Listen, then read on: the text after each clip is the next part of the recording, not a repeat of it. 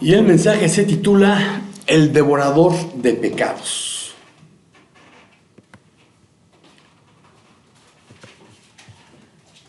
En una pequeña habitación a oscuras, un cadáver yace cubierto por una sábana. A su lado parpadea una vela. Una situación que se repitió innumerables veces. Porque si había algo en la Europa medieval que nunca escaseaba, eran los funerales. Ya fuese por una guerra, enfermedad o hambruna. Y para la gente temerosa de Dios, lo único peor que la muerte era el purgatorio. Y la Iglesia romana decía tener el monopolio de la absolución. Los nobles podían pagar a los obispos locales para que, al morir, absolvieran los pecados de sus seres queridos. Pero los plebeyos no podían permitirse tales lujos. Sin embargo, había otra alternativa: echar mano de un devorador de pecados. Un personaje que actuaba al margen de la iglesia, vagando por los campos feudales de Inglaterra, Escocia y Gales, quien a cambio de tan solo 6 peniques y una comida, podía realizar un ritual que garantizaba a los recién fallecidos su ascensión al cielo. La familia observaba, mientras un desconocido de túnica y capucha negra rezaba en voz baja al lado del cadáver, recitaba un encantamiento y devoraba la comida, haciendo que los pecados pasaran a su cuerpo, asegurando así la entrada del difunto al reino de los cielos. El ambiente se tornaba denso, irrespirable, por el aroma del incienso y las especies quemadas en el fondo de un tarro. Después, el hombre de la capucha se inclinaba junto a la cama, tomaba la mano extendida del difunto entre las suyas, la apretaba con fuerza, llevándola hacia su pecho. Mientras, el tiempo transcurría con lentitud y una extraña sensación de desazón se extendía entre todos los presentes, hasta que el devorador de pecados dejaba caer la mano del muerto y, mirando a la familia, exclamaba en tono solemne: «Está hecho». Entonces, un suspiro de alivio llenaba el silencio. Esta escena debió repetirse una y otra vez durante el siglo XVII, y quizás un poco más, cuando los llamados devoradores de pecados recorrían las zonas rurales británicas para llevar a cabo uno de los oficios más extraños que registra la cristiandad, producto de las supersticiones y del temor a la muerte. Aunque proporcionaban un servicio necesario para los creyentes con menos recursos económicos, los devoradores de pecados fueron vilipendiados. Solo los más miserables e indigentes encontraban salida en este oficio, pues se pensaba que estos individuos se volvían más depravados con cada pecado que consumían. En más de una ocasión, se debatió en bulas y otros documentos eclesiásticos el alcance de su importancia y poder, sobre todo por el hecho de provocar todo tipo de debates sobre el origen del pecado como desobediencia a la voluntad de Dios y cuánta potestad tenía la Iglesia para quitar la culpa. El debate llegó incluso al Vaticano, donde estos fueron largos. Se debatía sobre la manera en que se concebía el pecado, el remordimiento y la culpa. Pero como suele suceder, los supuestos eruditos no llegaron a ninguna conclusión clara, porque desconocían las Escrituras y eran movidos por su amor al dinero. Si tan solo hubiesen leído la Biblia, tanto los llamados laicos como el clero se hubiesen librado del miedo a la muerte. Si hubiesen entendido que el purgatorio es ilógico a la luz de las enseñanzas bíblicas en cuanto al sacrificio vicario de Cristo, habrían podido conocer al único y verdadero devorador de pecados. Pero es fácil juzgar y hasta tener cierto desprecio burlón por esos palurdos campesinos del siglo XVII.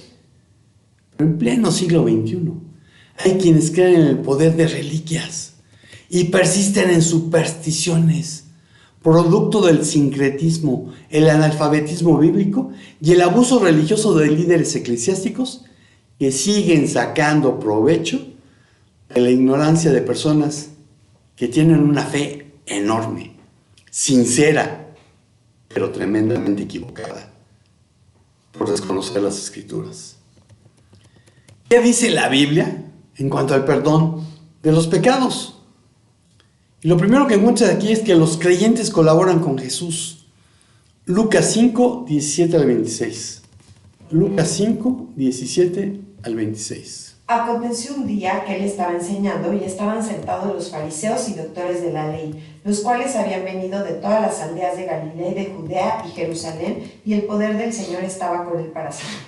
Y sucedió que unos hombres que traían en un lecho a un hombre que estaba paralítico procuraban llevarle adentro y ponerle delante de él. Pero no hallando cómo hacerlo a causa de la multitud, subieron encima de la casa y por el tejado le bajaron con el lecho, poniéndole en medio, delante de Jesús. Al ver él la fe de ellos, le dijo: hombre, tus pecados te son perdonados. Entonces los escribas y los fariseos comenzaron a cavilar diciendo: ¿quién es este que habla blasfemias? ¿Quién puede perdonar pecados sino solo Dios?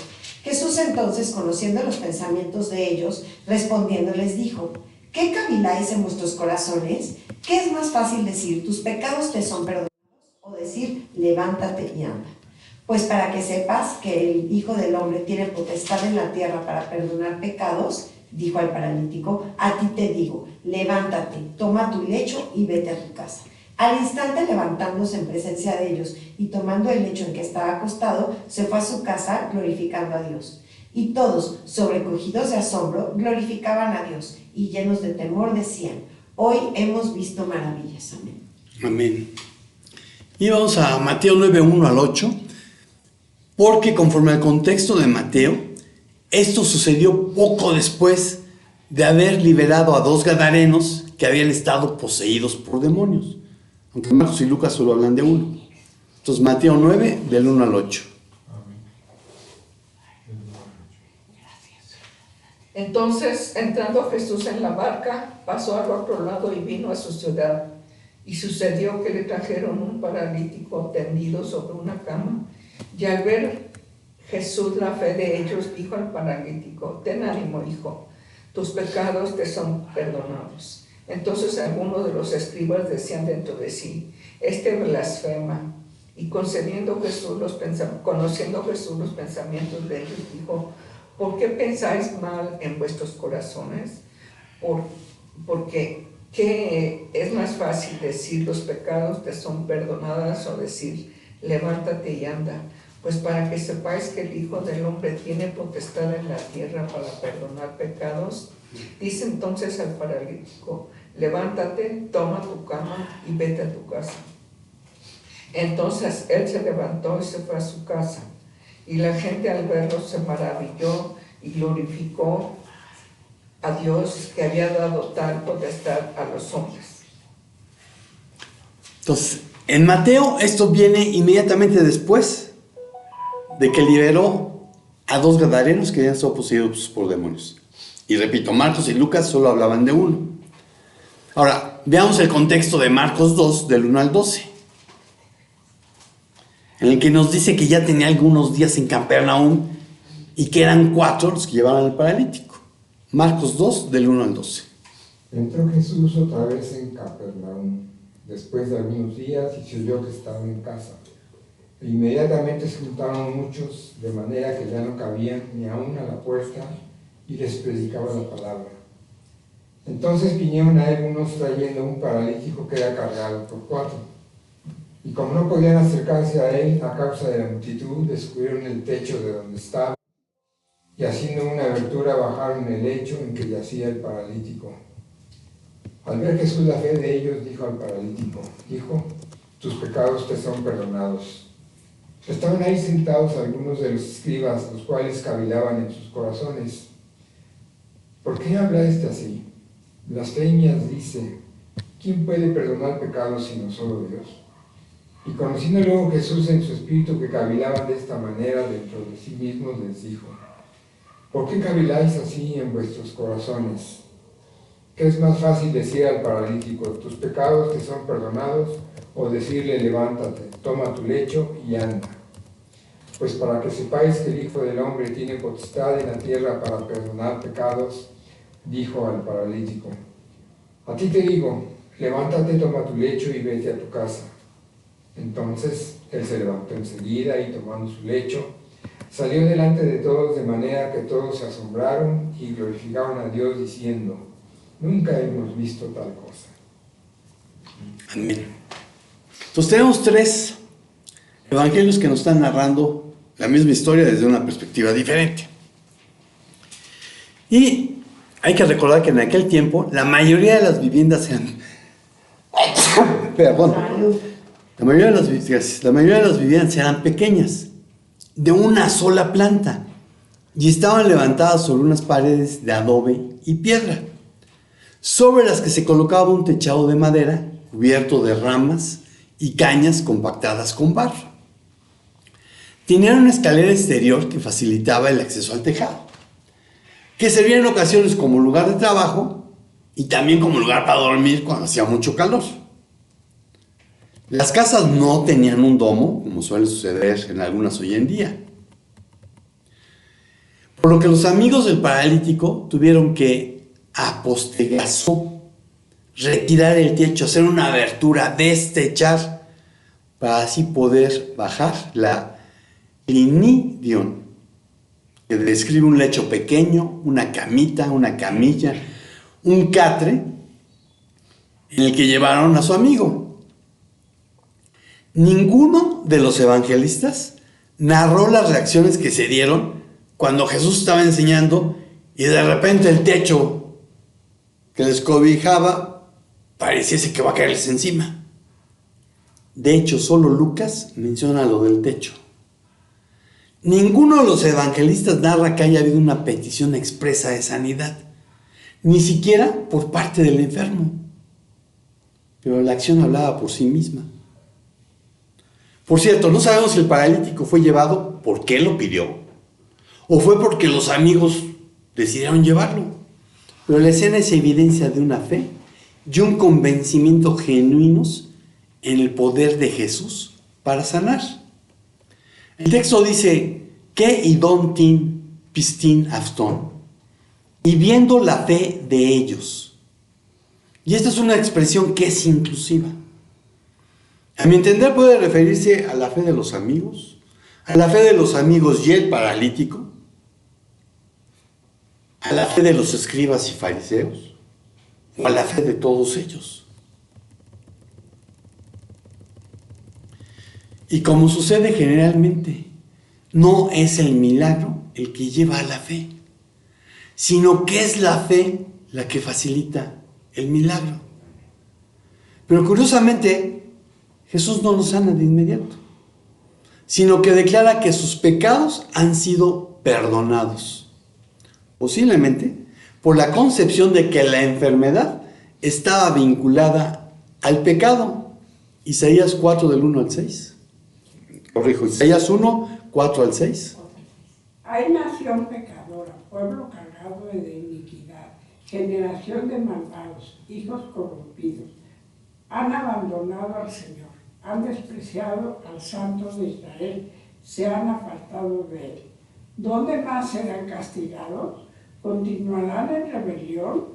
Toda cabeza está enferma y todo corazón desfallecido, de la planta del pie hasta la cabeza. Isaías 33, 24.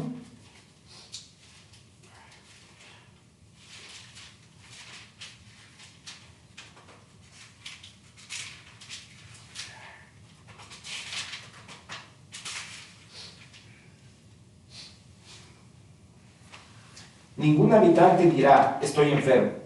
Al pueblo que allí habita le será perdonada su iniquidad. Job 4 del 7 al 9. Recapacita ahora, ¿qué inocente se ha perdido? ¿Y en dónde han sido destruidos los rectos? Como yo he visto, los que harán iniquidad y siembran injuria la ciegan. Perecen por el aliento de Dios y por el soplo de su ira son consumidos. Amén. Amén. Y hasta aquí hay varias cosas que debiésemos entender. Nuestra fe debe mostrarse por nuestros hechos. Hay un dicho en inglés que dice, put your money where your mouth is. Pon tu lana donde está tu boca, lo que estás diciendo.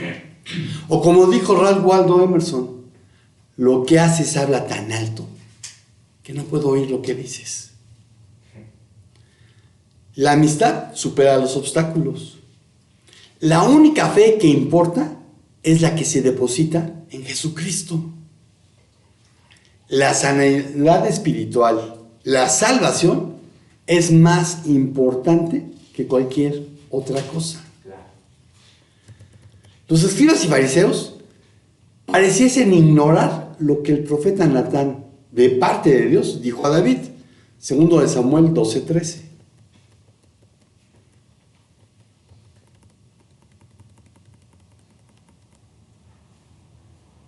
Entonces dijo David a Natán: pequé contra Jehová. Y Natán dijo a David: también Jehová ha remitido tu pecado, no morirás. Al paralítico fue Jesús quien le otorgó el perdón. Hoy, solo mediante Él, debido a su muerte y resurrección, podemos ser salvos. Efesios 1, del 3 al 10. Bendito sea el Dios y Padre de nuestro Señor Jesucristo, que nos bendijo con toda bendición espiritual en los lugares celestiales en Cristo, según nos escogió en Él antes de la fundación del mundo, para que fuésemos santos y sin mancha delante de Él. En amor, habiéndonos predestinado para ser adoptados hijos suyos por medio de Jesucristo, según el puro afecto de su voluntad, para alabanza de la gloria de su gracia, con la cual nos hizo aceptos en el amado, en quien tenemos redención por su sangre, el perdón de pecados según las riquezas de su gracia, que hizo sobreabundar para con nosotros en toda sabiduría e inteligencia, dándonos a conocer el misterio de su voluntad según su beneplácito, el cual se había propuesto en sí mismo, de reunir todas las cosas en Cristo, en la dispensación del cumplimiento de los tiempos, así las que están en los cielos como las que están en la tierra. Amén. Hechos 4:12.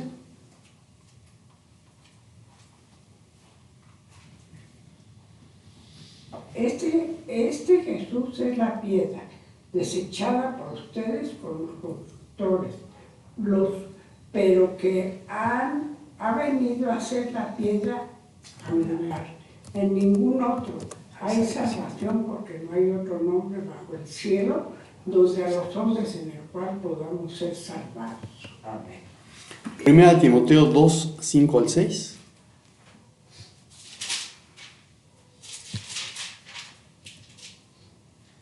No sé.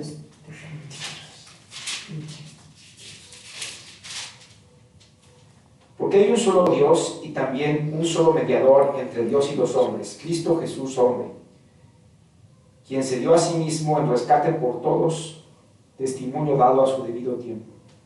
Amén. Si Jesús no hubiese sanado al paralítico, habría sido un charlatán. Como muchos de los que anuncian campañas de sanidad, noches de milagros, ya no sanar más que a sus paleros, acusan de no tener fe a quien no sanó. Yo me acuerdo una vez que estuve en un congreso de resurrección. Y estaba allí uno de estos hombres que tiene mucho cartel entre los carismáticos. Un apóstol. Y una de las mujeres que iba en el grupo al congreso, fue en Acapulco, decía: ¿cuánto amor tiene Dios para México? Que el apóstol va a estar 3 días cuando solo iba a estar 1. Yo ni lo conocía, solamente sabía que tenía libros. El día que le tocó su primera participación, ya no tenía la computadora, estaba yo con la pierna cruzada, la Thompson sobre mi pierna izquierda y listo para tomar nota. Y lo primero que dice el gran apóstol es: cierren su Biblia porque esto no es un estudio bíblico. Yo dije para mí: ¿y entonces de qué vas a hablar? Dijo: si no vas a hablar de la Biblia, no me interesa lo que vayas a decir. Pero ahí no acabó el asunto. En otra de sus participaciones, en las que supuestamente iba a sanar, como ya conozco el ruido que maneja esta gente, yo me he ido hasta atrás. Estábamos en el centro de convenciones de Acapulco.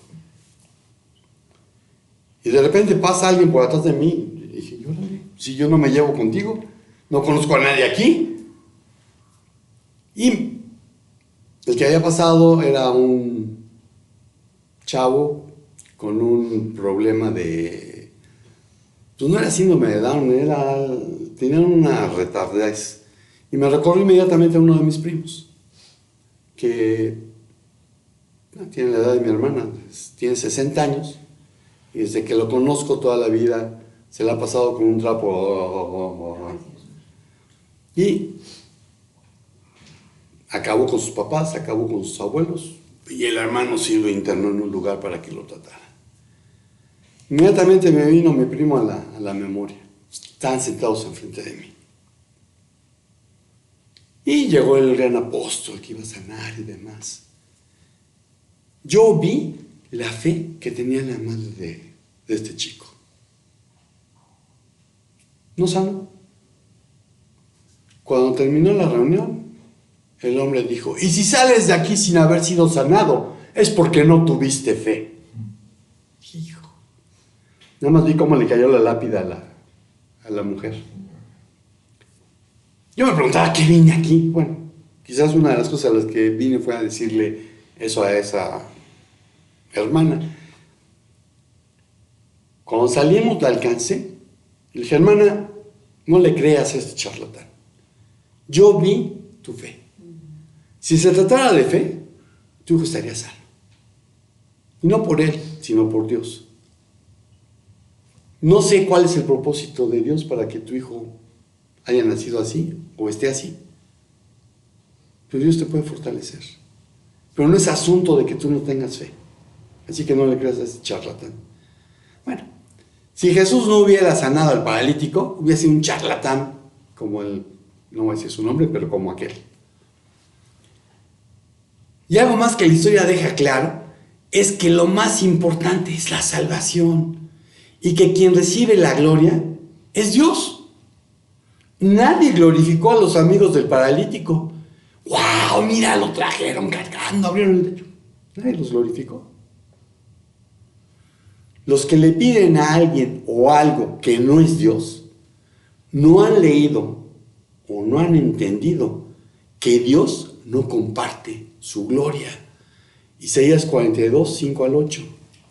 Así dice Jehová Dios, creador de los cielos y el que los despliega, el que extiende la tierra y sus productos, el que da aliento al pueblo que mora sobre ella y espíritu a los que por ella andan. Yo Jehová te he llamado en justicia y te sostendré por la mano, te guardaré y te pondré por pacto al pueblo, por luz de las naciones, para que abras los ojos de los ciegos, para que saques de la cárcel a los presos y de casas de prisión a los que moran en tinieblas. Amén. Isaías 48, 11. ¿De una vez? Ah.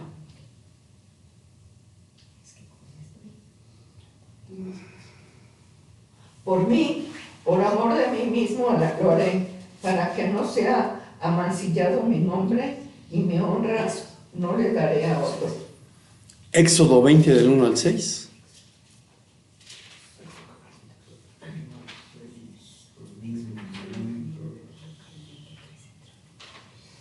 Y habló Dios todas estas palabras diciendo, yo soy Jehová tu Dios, que te saqué de la tierra de Egipto, de casa de servidumbre. No tendrás dioses ajenos delante de mí. No te harás imagen ni ninguna semejanza de lo que esté arriba en el cielo, ni abajo en la tierra, ni en las aguas debajo de la tierra. No te inclinarás a ellas, ni las honrarás, porque yo soy Jehová tu Dios, fuerte, celoso, que visito la maldad de los padres sobre los hijos hasta la tercera y cuarta generación de los que me aborrecen. Y hago misericordia a millares, a los que me aman y guardan mis mandamientos. Éxodo 23, 13. Y en cuanto a todo lo que les he dicho, estén alerta. No mencionen ni se oiga en sus labios el nombre de otros dioses. Deuteronomio 5, del 6 al 10. Yo estaba entonces entre Jehová y vosotros para declararos la palabra de Jehová. Deuteronomio. A ver. 5, 6 al 10.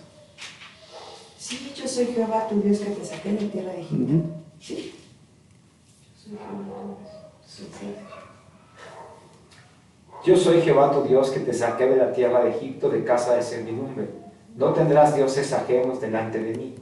No harás para ti escultura, ni imagen alguna de cosas que están arriba en los cielos, ni abajo en la tierra, ni en las aguas debajo de la tierra. No te inclinarás a ellas, ni las servirás, porque yo Jehová tu Dios, fuerte, celoso, que visito la maldad de los hombres, de los padres, sobre los hijos hasta la tercera y cuarta generación de los que me aborrecen. Y hago misericordia a millares a los que me aman y guardan mis mandamientos. Apocalipsis 4:11.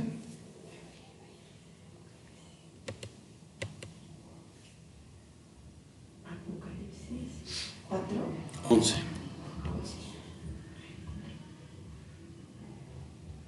Señor, digno eres de recibir la gloria y la honra y el poder, porque tú creaste todas las cosas y por tu voluntad existen y fueron creadas. Amén. Apocalipsis 5, del 6, no es cierto, del 11 al 13. Y miré y oí la voz de muchos ángeles alrededor del trono y de los seres vivientes y de los ancianos, y su número era millones de millones, que decían a gran voz: el Cordero que fue inmolado es digno de tomar el poder, la riqueza, la sabiduría, la fortaleza, la honra, la gloria y la alabanza. Y a todo lo creado que está en el cielo y sobre la tierra y debajo de la tierra y en el mar, y a todas las cosas que en ellos hay. Oí decir: al que está sentado en el trono y al Cordero sea la alabanza, la honra, la gloria y el poder por los siglos de los siglos. Amén. Entonces, Dios no comparte la gloria. Podemos y debemos ser colaboradores con Dios para que a muchos se les perdonen sus pecados y sean salvos.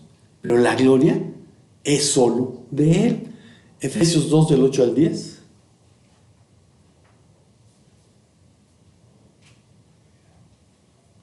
Porque por gracia sois salvos, por medio de la fe, y esto no de vosotros, pues es don de Dios, no por obras para que nadie se gloríe. Porque somos hechura suya, creados en Cristo Jesús para buenas obras, las cuales Dios preparó de antemano para que viviésemos en ellas. Amén. Primera a los Corintios 3, 5 al 9.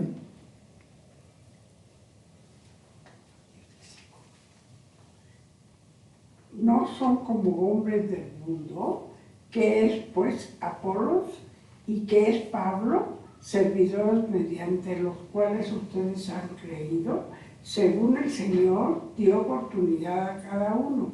Yo planté, Apolos regó, pero Dios ha dado el crecimiento. Así que ni el que planta ni el que riega es algo, sino Dios que da el crecimiento. Ahora bien, el que planta y el que riega son una misma cosa, pero cada uno recibirá su propia recompensa, conforme a su propio trabajo, porque nosotros somos colaboradores en la labor de Dios y ustedes son el campo de cultivo de Dios, el edificio de Dios. Somos colaboradores.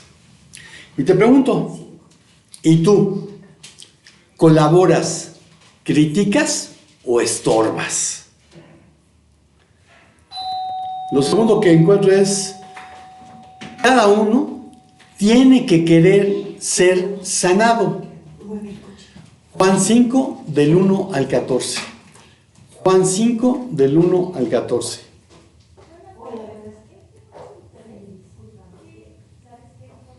Juan 5, del 1 al 14.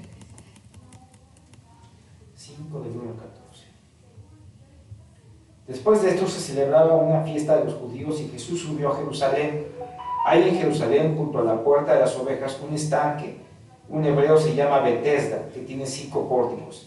En estos estaba en él suelo una multitud de enfermos, ciegos, cojos y paralíticos que esperaban el movimiento del agua, porque un hombre del Señor descendía de vez en cuando al estanque y agitaba el agua. Y el primero que descendía al estanque después del movimiento de agua quedaba curado de cualquier enfermedad que tuviera. Estaba allí un hombre que hacía 38 años que estaba enfermo. Cuando Jesús lo vio acostado allí y supo que ya llevaba mucho tiempo en aquella condición, y le dijo: ¿quieres ser sano? El enfermo le respondió: Señor, no tengo a nadie que me meta en el estanque cuando el agua es agitada, y mientras yo llego, otro baja antes que yo. Jesús le dijo: levántate, toma tu camilla y anda. Al instante el hombre quedó sano y tomó su camilla y comenzó a andar. ¿Hasta cuándo? 14. Pero aquel día era día de reposo. Por eso los judíos decían al que había sido sanado: es día de reposo, no te es permitido cargar tu camilla. Pero él les respondió: el mismo que me sanó me dijo: toma tu camilla y anda. Le preguntaron: ¿quién es el hombre que te dijo: toma tu camilla y anda? Pero él, el que había sido sanado, no sabía quién era, porque Jesús, sin que se diera cuenta, se había apartado de la multitud que estaba en aquel lugar. Después de esto, Jesús lo halló en el templo y le dijo: mira, has sido sanado, no peques más para que no te suceda algo peor. Amén. Esta curación milagrosa no es referida por ningún otro evangelista, solamente Juan la narra.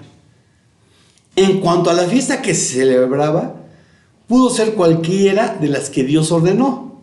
Y si quieres ver cuáles son las fiestas que Dios ordenó, no las que se celebran tradicionalmente, sino las fiestas bíblicas, lee Levítico 23.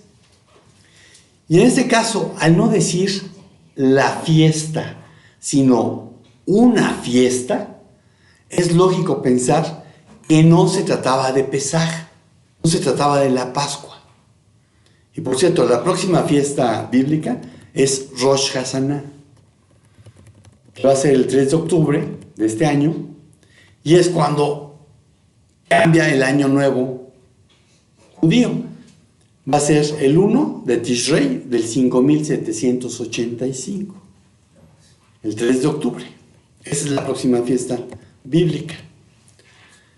Imagínate 38 años padeciendo una astenia, que significa incapacidad, estado de debilidad o limitación, enfermedad con la implicación de debilidad.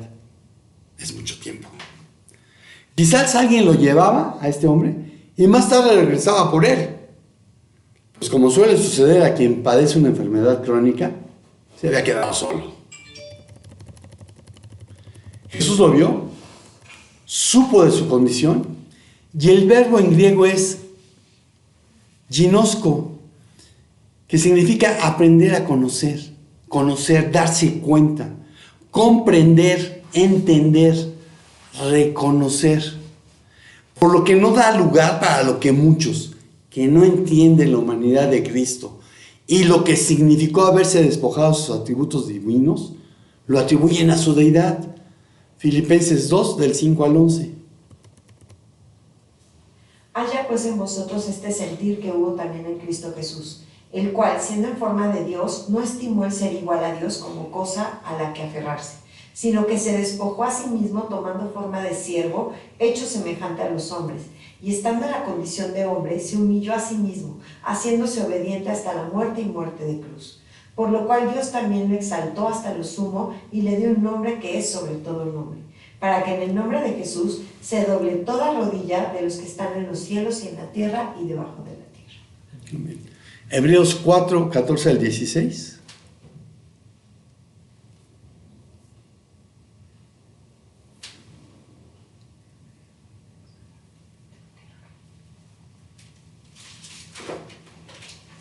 Por tanto, teniendo un gran sumo sacerdote que traspasó los cielos, Jesús, el Hijo de Dios, retengamos nuestra profesión, porque no tenemos un sumo sacerdote que no pueda compadecerse de nuestras debilidades, sino uno que fue tentado en todo según nuestra semejanza, pero sin pecado. Acerquémonos pues confiadamente al trono de la gracia para alcanzar misericordia y hallar gracia para el oportuno socorro. Amén. Entonces no es porque estuviera haciendo uso de sus atributos divinos, sino porque se dio cuenta, vio la situación, estaba familiarizado con lo que pasaba con la gente que estaba enferma. Pero Jesús hizo algo más. Le preguntó, ¿telis igis geneste? Que literalmente es, ¿deseas saludable llegar a estar? Y no es una pregunta sin sentido. Que puedas pensar, pues yo estoy aquí porque quiero estar sano. No es una pregunta sin sentido. Mucha gente, aunque se queje de la situación en que se encuentra, la verdad es que no quiere salir de ella. Porque de alguna u otra manera está obteniendo una ganancia, aunque solo sea manipular a otros. No era el caso de este hombre. Su respuesta de alguna manera fue, sí quiero, pero es difícil que lo logre con mis propias fuerzas. Y entonces recibe una orden tajante. Levántate, alza tu catre y anda. ¿Cómo supo que había sanado? El Evangelio no lo explica. Pero la experiencia es semejante a cuando Dios te habla. Tú sabes cuando Él lo hace. Y quizás la manera de explicarlo sea con una analogía. Que a alguien más le puede parecer una incoherencia o una locura. Pero tú sabes cuando Dios lo ha hecho. Y para ti eso es suficiente. Como lo fue para aquel hombre que quedó sano, se levantó y anduvo.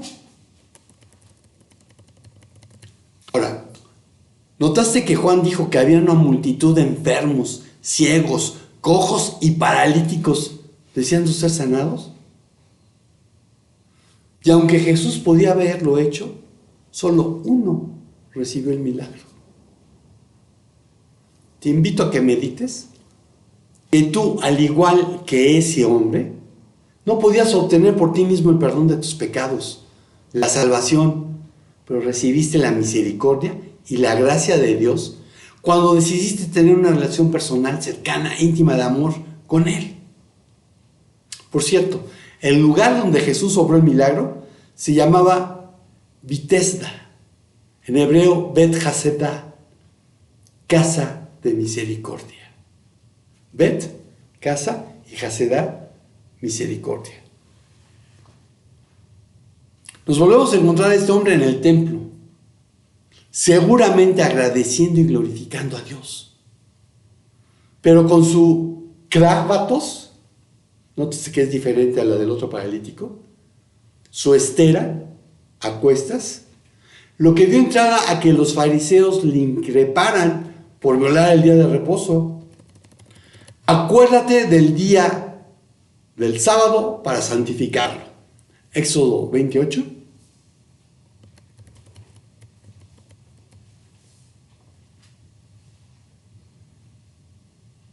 Es 28. Acuérdate del día de reposo para santificarlo. Deuteronomio 5:12.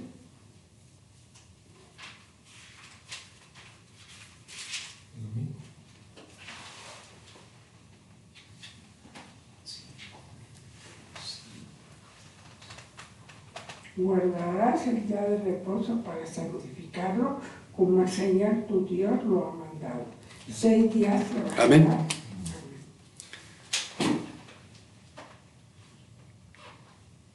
Las dos citas son de los 10 mandamientos.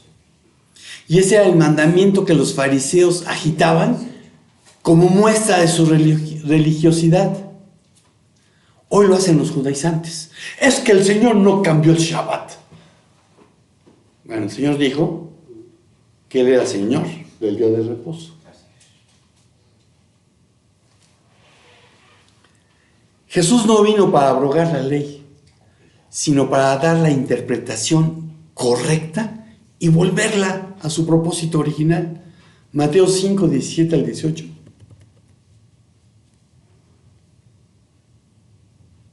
No piensen que he venido para poner fin a la ley y a los profetas.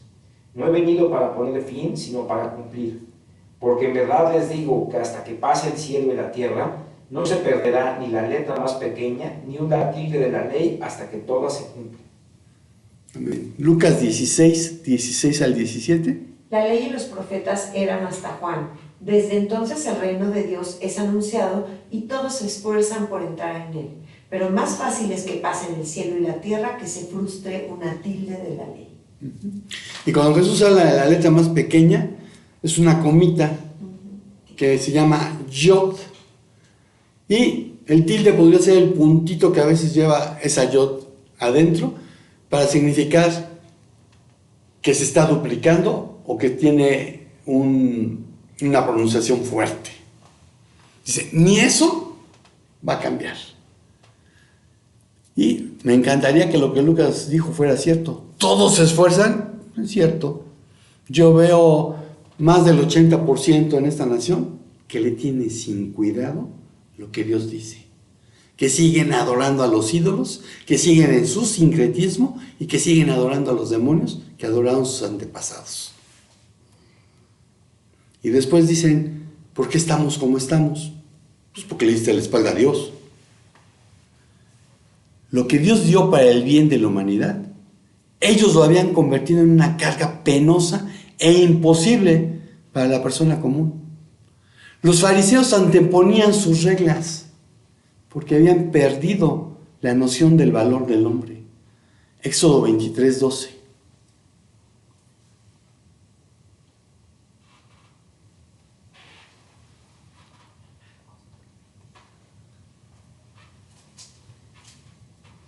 Seis días trabajarás y el séptimo día reposarás, para que descanse tu buey y tu asno, y tome refrigerio el hijo de tu sierva y el extranjero. Entonces, el mandamiento era hasta para que descansaran los animales. Mateo 23, del 1 al 8.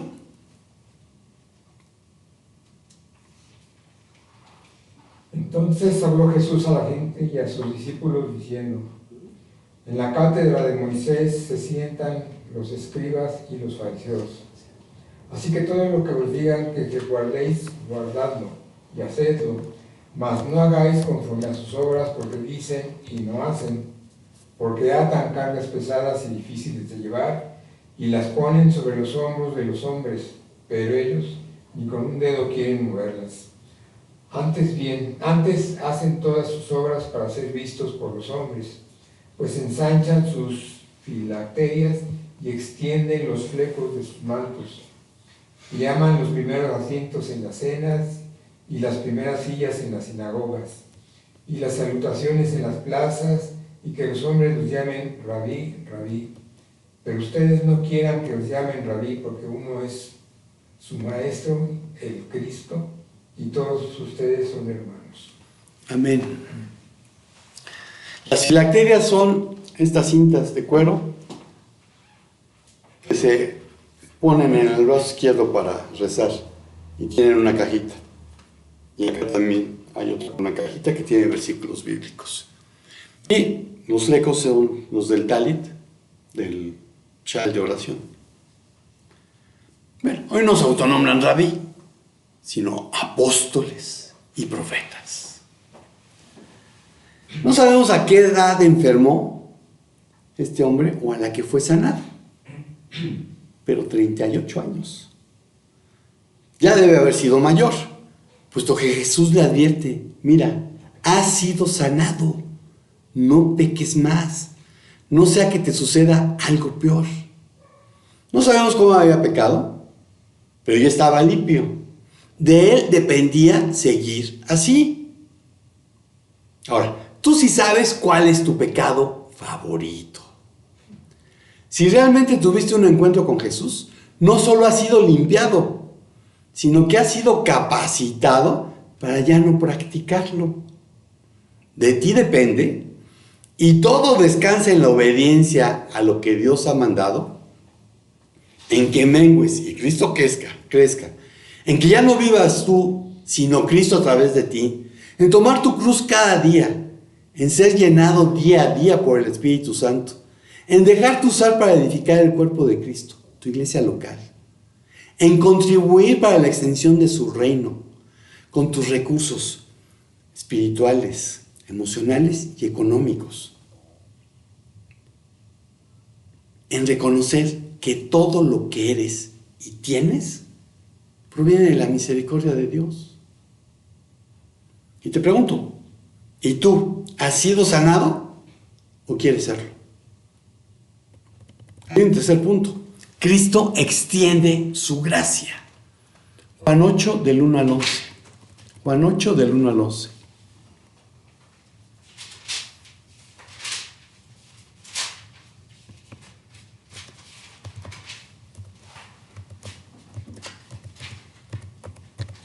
Pero Jesús se fue al monte de los olivos. Al amanecer vino otra vez al templo y todo el pueblo venía a él. Y sentándose les enseñaba. Los escribas y los fariseos trajeron a una mujer sorprendida en adulterio y poniéndola en medio dijeron a Jesús, Maestro,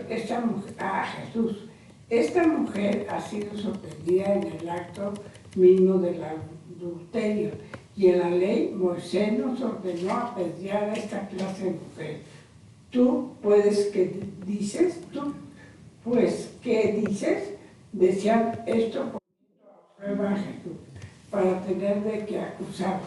Pero Jesús se inclinó y con el dedo escribía en la tierra. Pero como insistían en preguntar, Jesús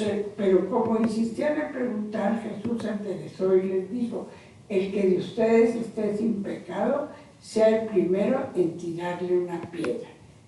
Él, inclinándose de nuevo, escribía en la tierra. Al oír ellos esto, se fueron tirando uno a uno, comenzando por los de mayor edad, y dejaron solo a Jesús y a la mujer que estaba en medio. Enderezándose, Jesús le dijo, mujer, ¿dónde están ellos? Ninguno te ha condenado. Ninguno, Señor, respondió ella. Entonces Jesús le dijo, yo tampoco te condeno. Vete y desde ahora no peques más. Amén.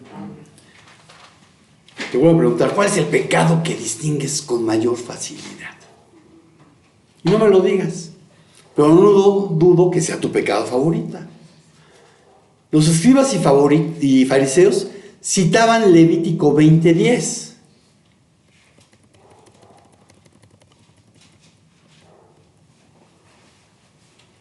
Levítico 20:10.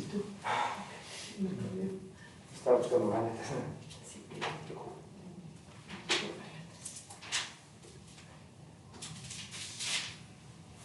¿Qué número de Levítico? 20:10.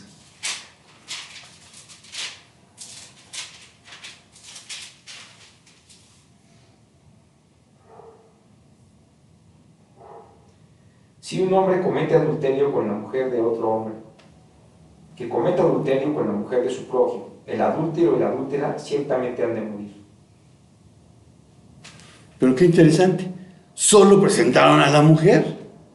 Si había sido sorprendida en infraganti, ¿dónde estaba el varón? El texto dice que no hubo quien la condenase, porque todos se sabían culpables, porque basta con no cumplir un mandamiento para ser culpable, como si se hubiesen quebrantado todos los demás. Gálatas 5 del 3 al 6. Y otra vez testifico a todo hombre que se circuncida, que está obligado a guardar toda la ley. De Cristo os desligasteis, los que por la ley os justificáis, de la gracia habéis caído. Pues nosotros por el Espíritu aguardamos por fe la esperanza de la justicia, porque en Cristo Jesús ni la circuncisión vale algo, ni la incircuncisión, sino la fe que obra por el amor. Amén. Y eso está dirigido a ti, que quieres judaizar, que quieres tomar todas las costumbres judías, aunque las costumbres de hoy en día nada tienen que ver con las de Jesús. Porque el judaísmo, desde que no tiene templo, fue inventando una serie de cosas para suplir lo que se hacía en el templo. Pero no fue lo que Dios mandó. Entonces, si estás judaizándote, de la gracia has caído. Y tienes que cumplir todos los mandamientos. Y no son los 10, porque los 10 son devarim, son las palabras. Son 613. 365 no harás y el resto harás esto. Y es imposible cumplirlos. Jesús, una vez más, muestra lo que es su misericordia y su gracia. Juan 1:17.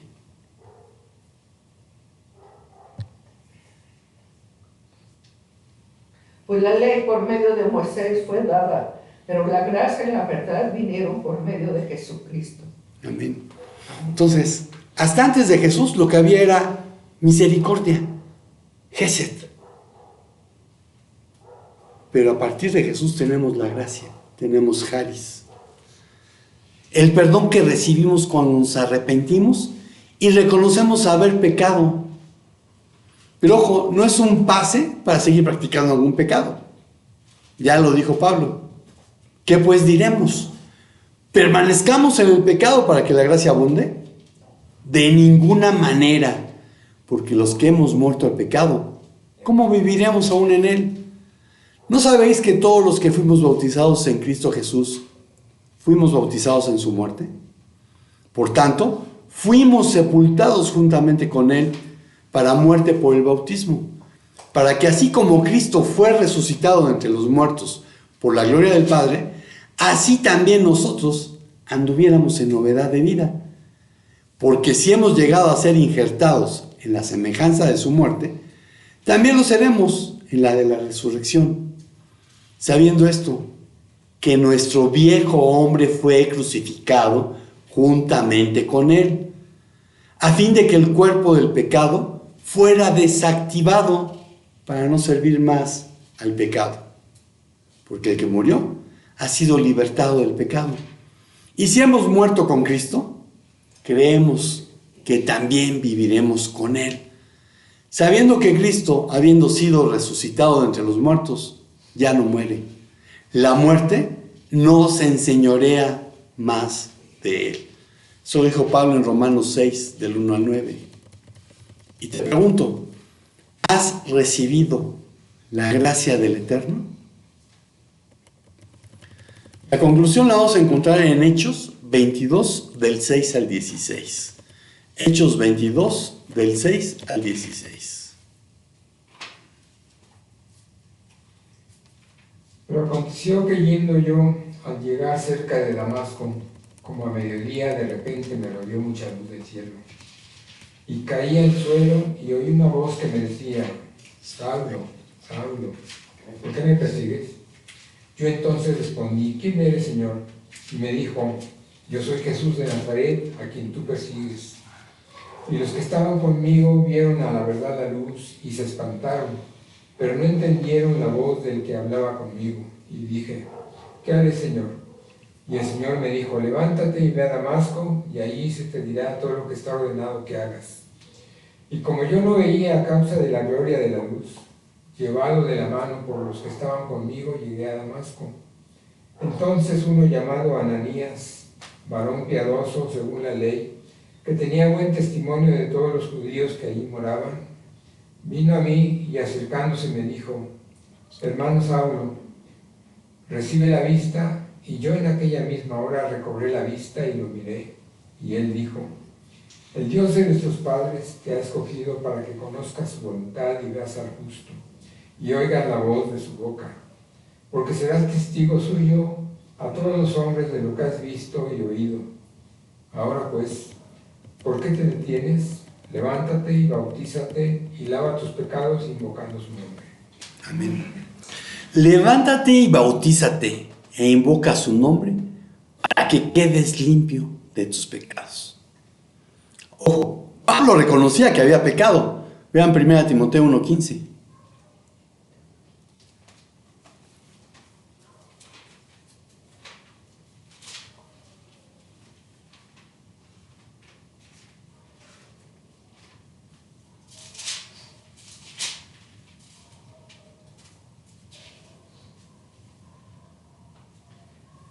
Palabra fiel y digna de ser aceptada por todos. Cristo Jesús vino al mundo para salvar a los pecadores, entre los cuales yo soy el primero. Entonces Pablo reconocía que había pecado. Y eso es necesario para ser salvo. Lo primero que tienes que reconocer es que le has fallado a Dios, que has pecado, que necesitas de su perdón. La Biblia dice: Moisés escribe de la justicia que es por la ley. El hombre que haga estas cosas vivirá por ellas. Pero la justicia que es por la fe, dice así: no digas en tu corazón, ¿quién subirá al cielo? Esto es para hacer descender a Cristo. Ni, ¿quién descenderá al abismo? Esto es para hacer subir a Cristo de entre los muertos. Más bien, ¿qué dice? Cerca de ti está la palabra, en tu boca y en tu corazón. Esta es la palabra de fe que predicamos, que si confiesas con tu boca que Jesús es el Señor, y si crees en tu corazón que Dios le levantó de entre los muertos, serás salvo. Porque con el corazón se cree para justicia, y con la boca se hace confesión para salvación. Porque la Escritura dice: todo aquel que cree en Él no será avergonzado. Romanos 10, del 5 al 11. La gracia sigue estando disponible para todo aquel que quiera recibirla. Va a haber un momento como cuando el Señor cerró la puerta del arca. Se acabó. El que entró, entró. Y el que no, como las vírgenes que no tenían aceite. Déjalos entrar. Ni las conozco. Pero es una decisión personal que solo tú puedes tomar. Porque desde la desobediencia en el jardín del Edén, todos los descendientes de Adán heredamos la tendencia a pecar. Y tarde que temprano la manifestamos. Y se nos inculpa de pecado. En el momento que tenemos la capacidad para tomar una decisión entre lo que es correcto y lo que no lo es. Por eso decía que este hombre que lleva 38 años enfermo ya debe haber sido mayor cuando le cayó la enfermedad, porque ya se le había inculpado de pecado. Entonces, el momento que tenemos la capacidad para tomar una decisión entre lo que es correcto y lo que no lo es, lo que a Dios agrada o lo que le desagrada, es cuando se nos inculpa de pecado.